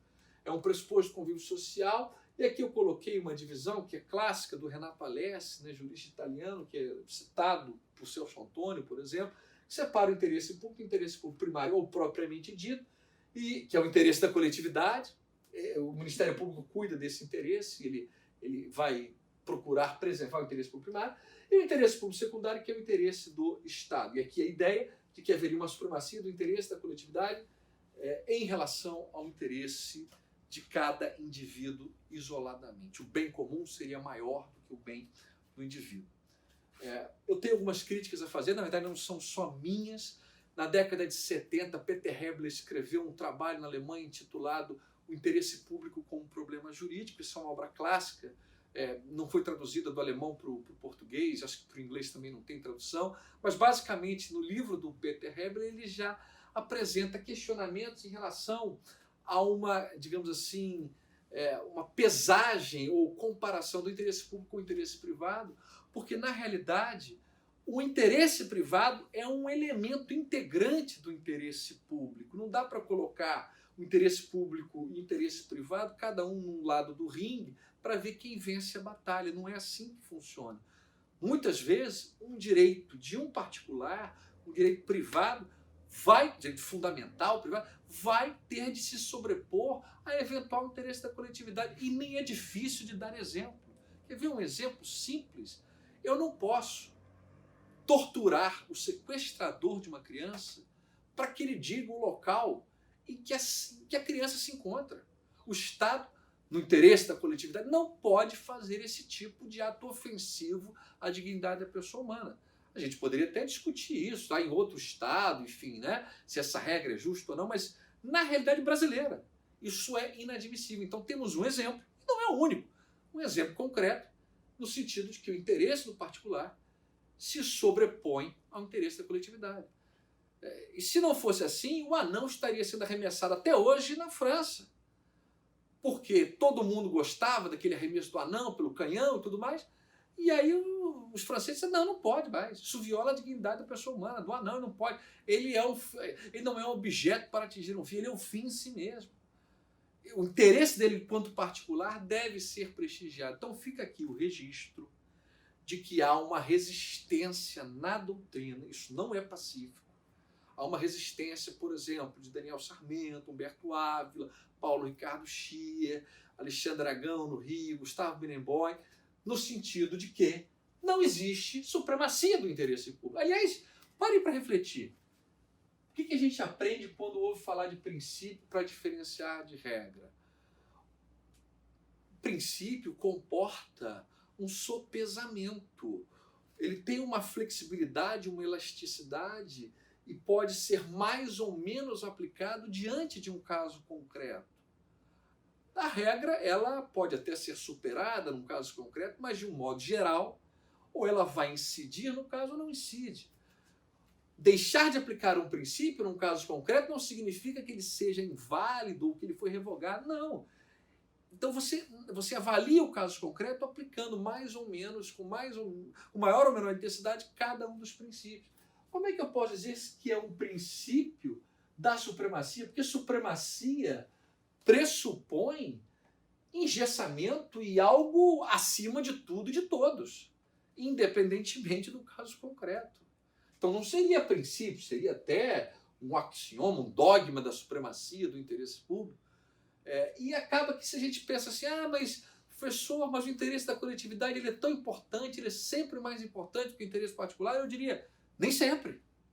Aí eu dei os exemplos até, nem sempre. Porque também é do interesse da coletividade preservar o interesse privado, especialmente quando ele tocar na dignidade da pessoa humana.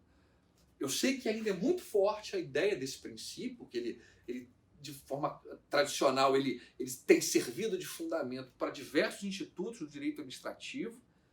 Tem a versão do Estado da Propriedade, todo capítulo que trata desse tema no Manual de Direito Administrativo começa falando do fundamento da intervenção, que é supremacia do interesse público sobre o interesse particular. Mas fica aqui a lembrança de que hoje em dia este é um princípio que está sendo questionado. E em prova de concurso tem que tomar cuidado, porque às vezes você tem que dizer que realmente não há essa supremacia, mas normalmente você tem que considerar como um dos princípios da administração pública. Essa que é a grande verdade, né? Porque há essa discussão e ainda é muito forte a ideia de que o interesse público primário deve se sobrepor ao interesse do indivíduo. Mas o que eu tenho a dizer é o seguinte, o que é esse tal desse interesse público? Ele é integrado pelo interesse privado também. Não há um conflito entre interesse público e interesse privado, né? O Peter Hebler fala muito bem de Insichtkonflikt, um conflito interno. Não dá para separar uma coisa da outra, né? O interesse público ele é integrado por diversos interesses privados. E você, quando, por exemplo, você preserva a integridade física do sequestrador, isso também é de interesse da coletividade, não só do interesse do sequestrador. Então não é uma questão simples, só fica aqui a lembrança de que o tema não é pacífico. Vamos avançando. Princípio da finalidade. Alguns autores comentam finalidade não só como elemento do ato administrativo, mas também como um princípio. Muito rapidamente, o administrador, segundo o princípio da finalidade, deve buscar alcançar o interesse público, mas não é só isso. Deve também buscar atingir o interesse da norma, buscar atender a finalidade específica da norma sob pena de haver desvio de finalidade. Então, quando se fala de finalidade enquanto princípio, o administrador público deve invariavelmente perseguir o interesse público na sua atuação, porque quando ele atua no exclusivo interesse privado, isso é hipótese de abuso de poder, na espécie de desvio de poder ou desvio de finalidade. E além de perseguir o interesse público, ele deve perseguir o interesse específico do ato que ele está editando. Exemplo, por melhor que seja a intenção, por mais republicano que seja o objetivo do ato de remoção de um servidor, esse ato não pode ter como objetivo punir um servidor que mereça ser punido.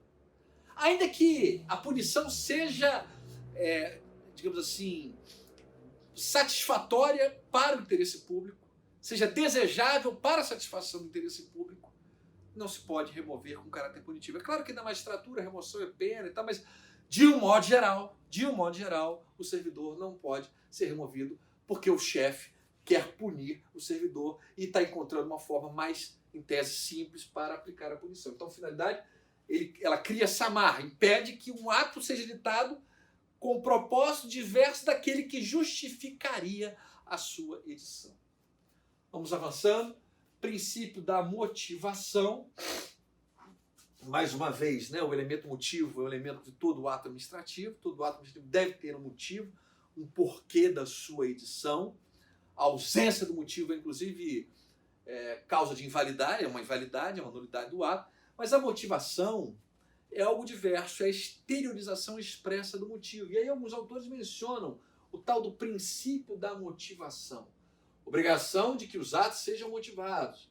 É a lembrança comum do 93, inciso 10 da Constituição, que é o que obriga a fundamentação das decisões judiciais. Eu até acho que o 93, inciso 9 da Constituição, ele é mais apropriado para esse tema, porque o 93, 9 fala que as decisões administrativas do Poder Judiciário serão motivadas, né? O 10 fala das decisões judiciais, e decisão judicial não é ato administrativo, é ato jurisdicional. Mas o fato é que há uma preocupação do texto constitucional com a apresentação pelo administrador público das razões que o levaram a decidir.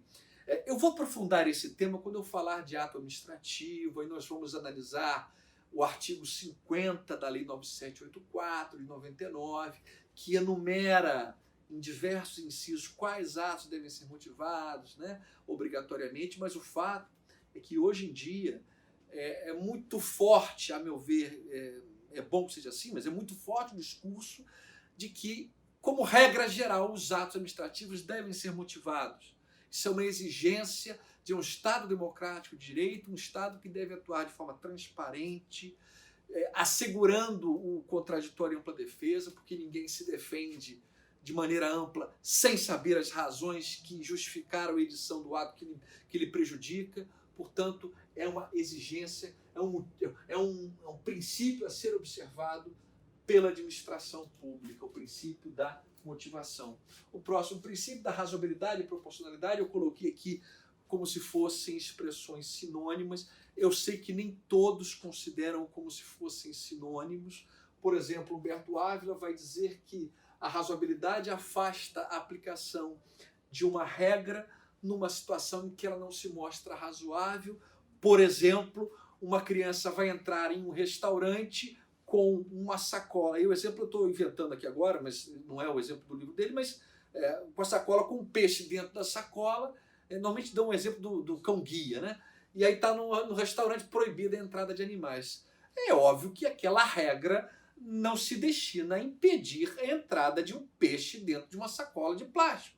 O objetivo ali é de impedir a entrada de animais, de cachorro, de gato, né? Animais domésticos. Mas um peixe não ofenderia. Então aquela regra proíbe animal, o peixe é um animal, mas a sua incidência em relação àquele caso concreto não se mostra razoável.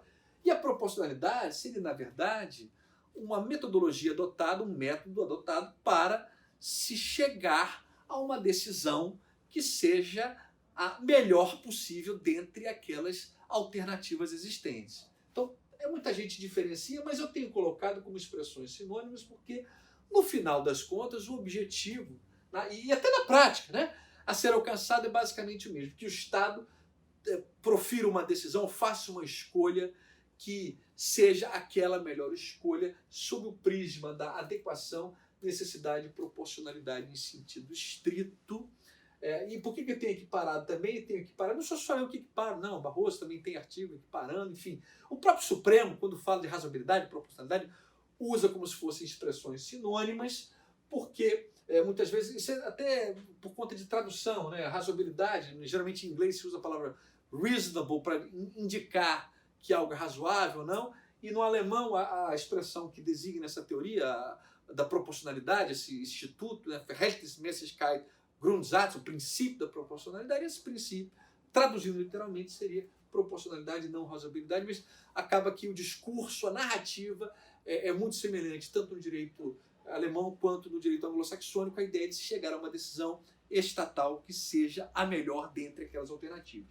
E o que é importante aqui é sabermos que existem 3 subprincípios ou 3 aspectos da proporcionalidade. Isso aqui aparece em tudo que é decisão do Supremo quando menciona a proporcionalidade. Adequação, necessidade e proporcionalidade. De acordo com a adequação, o ato praticado deve ser adequado para o alcance do resultado pretendido. Aquela medida é satisfatória para o resultado pretendido? O município é dividido por um rio. É preciso passar de um lado do rio para o outro. Quais são as alternativas? O prefeito pode construir uma ponte, pode construir um túnel debaixo d'água, submerso, submarino, né? Um túnel, pode comprar um helicóptero, fazer o transporte. Então, são várias as medidas que são adequadas para se atingir esse propósito. Necessidade. O ato praticado deve ser aquele que gera o menor sacrifício possível ao direito dos administrados. Dentre as alternativas, qual é aquela que gera menos sacrifício?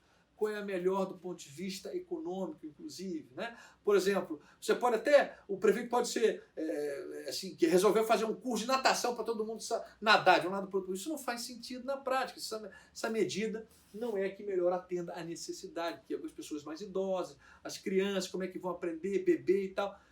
Helicóptero, o custo do helicóptero é muito elevado para a cidade. Então, olhando, analisando, normalmente a ponte vai ser a solução que, dentre as alternativas adequadas, é que melhor atende, gerando menos sacrifícios possíveis para os destinatários.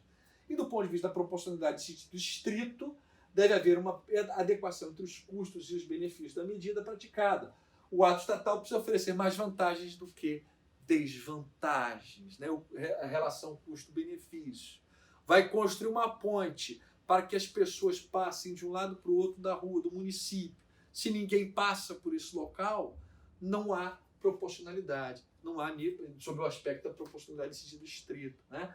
Então vejam que esse princípio tem sido empregado com frequência pelo Poder Judiciário para o controle, mais uma vez, de legitimidade, legalidade em sentido amplo, dos atos administrativos. Para mim isso não é mérito, só que mais uma vez aquele recado, não se espantem se numa prova você tiver que considerar o controle de proporcionalidade como uma excepcional hipótese em que o judiciário controla o mérito dos atos administrativos. Então é muito importante saber da existência desse princípio. O Supremo já adota isso há algum tempo. Houve até o primeiro caso, né, daquele caso da lei estadual que obrigava o vendedor de botijão de gás a fazer uma medição na frente do consumidor. E aí o Supremo entendeu que isso é inconstitucional, porque se você coloca uma balança em cima de um caminhão, e botijão de gás é vendido em caminhão no Brasil, aquela balança vai perder a precisão e você vai trazer uma exigência que, por mais que seja adequada, ela gera muitos sacrifícios. E não vai, ela vai perder a precisão e você não vai atender à necessidade final na prática, até se discutir a adequação dessa medida, porque vai perder a precisão. Como é que você está garantindo que aquela medição é a correta, né? Então, um exemplo clássico, com análise da proporcionalidade, você declara inconstitucionalidade de lei e de ato administrativo. Então, é uma ferramenta importante para o controle jurisdicional dos atos da administração pública. Vou ficando por aqui nesse bloco. No próximo bloco, na verdade, na nossa próxima aula, eu fecho com a análise dos princípios. Quem já quiser estudar, o nosso próximo tema será ato administrativo. Eu já vou começar, né? Não demoro a fechar os princípios que falta comentar, e a gente já avança, talvez já no segundo bloco da aula seguinte, falando sobre ato administrativo. Até mais, um grande abraço. Em seguida, ao princípio da proporcionalidade, nós vamos aqui analisar o princípio da continuidade do serviço público. Princípio muito utilizado, muito invocado para fundamentar, por exemplo, a impenhorabilidade dos bens públicos. De acordo com ele, o serviço público não pode ser interrompido, e em razão dele, a exceção de contrato não cumprido não pode, como regra, ocorrer para beneficiar o particular que contratar com a administração pública. Então, ainda que a administração pública atrase o pagamento, isso é uma cláusula exorbitante famosa, o particular não pode suspender a execução do contrato a fim de exigir que a administração pague aquele valor que é devido. Mais uma vez, nós não temos assim na Constituição uma referência expressa à continuidade do serviço público, mas diversos dispositivos da Lei 8.666 eles servem de inspiração para esse princípio, como, por exemplo, aquele artigo 80 da Lei de Licitações, que prevê que, havendo a rescisão do contrato, a administração poderá assumir os serviços bens, enfim, do contratado. Para quê? Para dar continuidade ao serviço público. O princípio da continuidade do serviço público não impede, nos termos da Lei de Concessões, artigo 6º da Lei de Concessões, parágrafo 3º, inciso 2, a interrupção do serviço nos casos de inadimplência, né? Isso não vai caracterizar uma descontinuidade na prestação do serviço público, não vai caracterizar uma descontinuidade.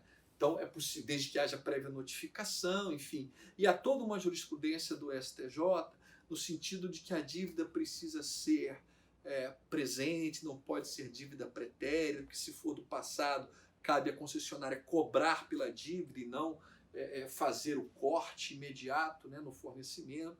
você tem que notificar o usuário, enfim. E mais, né? Há uma ressalva legal no artigo 6 que eu mencionei, parágrafo 3º, inciso 2, da Lei 8987, quanto aos serviços essenciais. Né? Não pagou conta de luz, mas um hospital público não vai desligar a energia elétrica do tratamento intensivo, da UTI ou do CTI. Né? Não dá isso, mesmo que haja inadimplência. Mas o STJ tem sido muito rigoroso com relação a isso. Já permitiu o corte de luz, por exemplo, até mesmo na sede da prefeitura. Então há uma interpretação sobre o que é essencial muito restritiva, a meu ver, o que desestimula o calote, o que desestimula a inadimplência. Porque antigamente, década de 90, antes da lei de concessões, a pessoa não pagava conta de luz, de água, ninguém conseguia cortar, era tudo negócio de dignidade da pessoa humana, não vou pagar e tal, e quando na verdade é preciso ter um equilíbrio, né? Separando o que é essencial daquilo que não é essencial, e o que for essencial, a cobrança será feita, mas não com esse mecanismo indireto de coerção, mecanismo direto de coerção, que é o corte, né? Vai exigir judicialmente o valor, mas não por meio do corte no fornecimento. Bom, vamos ficando por aqui nessa nossa segunda aula. Vou fechando a aula aqui. Na próxima aula, para quem já quiser adiantar o tema, eu vou falar sobre ato administrativo. Né? Aliás, vou fechar os princípios que eu ainda preciso comentar. Né? São 14 princípios, estou no 10º princípio. Faltam 4 princípios ainda para comentar e depois, logo em seguida, já começo a falar sobre ato administrativo, que é um tema muito conceitual. Assim, não dá, tem coisa de jurisprudência também, mas é importante comentar as classificações, as espécies de atos, os atributos do ato administrativo. Enfim, é uma matéria que tem aparecido muito em prova e que gera muitas polêmicas, especialmente no que diz respeito às modalidades de extinção do ato administrativo. Vamos ficando por aqui, até daqui a pouquinho, para a gente retomar aí, dando continuidade aos princípios na nossa terceira aula e também falar sobre ato administrativo. Até mais.